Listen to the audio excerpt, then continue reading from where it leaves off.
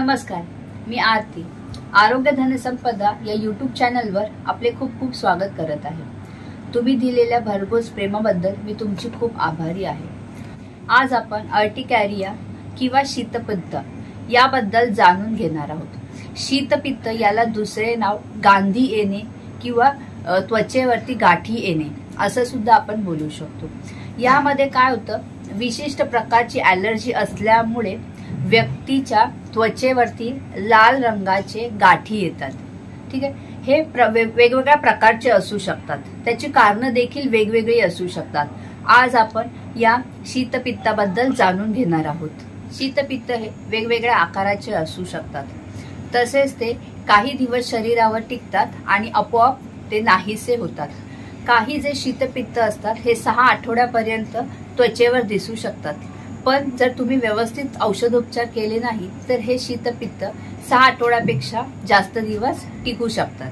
तर आपण शीतपित्त म्हणजे अर्टिकारिया याचे चिन्ह व लक्षणिका आहेत ही जाणून घेऊया.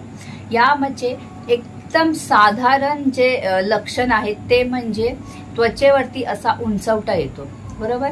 दुसरी गोष्ट, हा जो उंचवटा आहे तो लाल कलरचा असू शकतो किंवा अलगद गुलाबी कलरचा देखील असू शकतो. शीतपित्त झालेल्या भागाच्या भोवती किंवा त्याच्यावर आपल्याला खाज येऊ शकते किंवा जळजळ सुद्धा जाणवू शकते. पण असे जे शीतपित्त असतात हे थोड्या वेळानंतर नाहीसे होतात. शीतपित्त जिथे आलेले आहे ती त्वचा जर आपण अशी दाबली आणि पुन्हा सोडली तर तिथला भाग पांढरा होतो. त्याला आपण ब्लिचिंग सुद्धा हा शब्द वापरू शकतो. तर आपण शीतपित्त होण्याचे कारण काय आहे ते जाणून घेऊया. ॲलर्जी हे शीतपित्त होण्याचे सर्वात महत्त्वाचे कारण आहे. प्रत्येकाच्या शरीरामध्ये ॲलर्जन असतात. काही जणांना मासे खाल्ले, चॉकलेट्स खाल्ले, नट्स खाल्ले, राईस खाल्ला, त्याच्यानंतर वेगळ्या प्रकारची शेलफिश खाल्ले, असे काही अन्नपदार्थ खाल्ल्यामुळे ॲलर्जी होते. आणि ती ॲलर्जी झाल्यानंतर ती आपल्या शरीरावर दिसते. शरीरावर कशी दिसते ती, तुम्हाला खाज येणार आहे.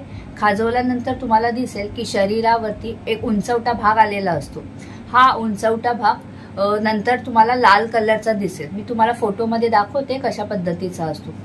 तर अशा प्रकारची ॲलर्जी येते आपल्या शरीरावर. याला आपण शीतपित्त किंवा अर्टिकारिया असं बोलू शकतो.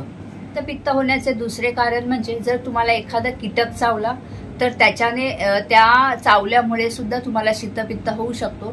किंवा सल्फासारखे जर तुम्ही औषधं घेतलात तर त्याची रिॲक्शन म्हणून सुद्धा शीतपित्त होण्याची शक्यता असते. तिसरं कारण म्हणजे हेपॅटायटिस किंवा दुर्बलता यासारख्या सिस्टमिक आजारांमुळे सुद्धा दीर्घकालीन शीतपित्त होण्याची शक्यता असते.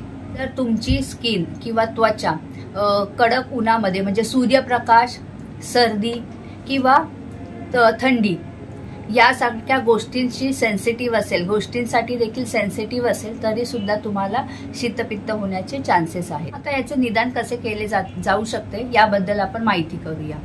याचे निदान करण्यासाठी विशिष्ट अशा प्रकारची काही चाचणी नाही आहेत. डॉक्टर तुम्हाला तुमची जी लक्षणं आहेत ते बघून त्याचे निदान करतील.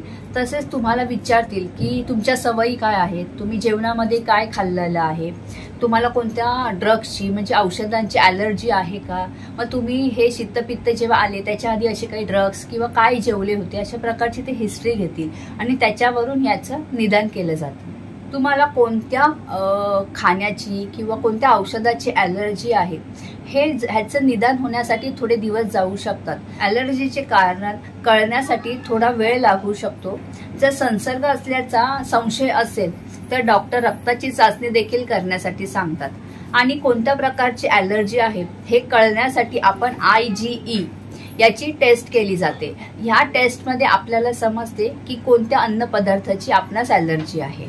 एकदा की IgE या टेस्टच्या रिझल्ट नंतर आपल्याला कळते की कोणत्या प्रकारच्या अन्नपदार्थाची आपल्याला ॲलर्जी आहे तर तो अन्नपदार्थ आहारामध्ये घेणे टाळणे, तसेच अशा कोणत्या गोष्टीमुळे होत असेल त्या पदार्थापासून दूर राहण्याचा सल्ला दिला जातो. तसेच डॉक्टर अँटीहिस्टामिनची औषधं रुग्णांना घेण्यासाठी सांगतात.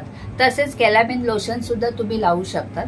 ह्याचा एक कोर्स असतो 15 दिवस किंवा 1 महिन्याचा. त्या पद्धतीने तुम्ही औषधोपचार घेणे गरजेचे असते.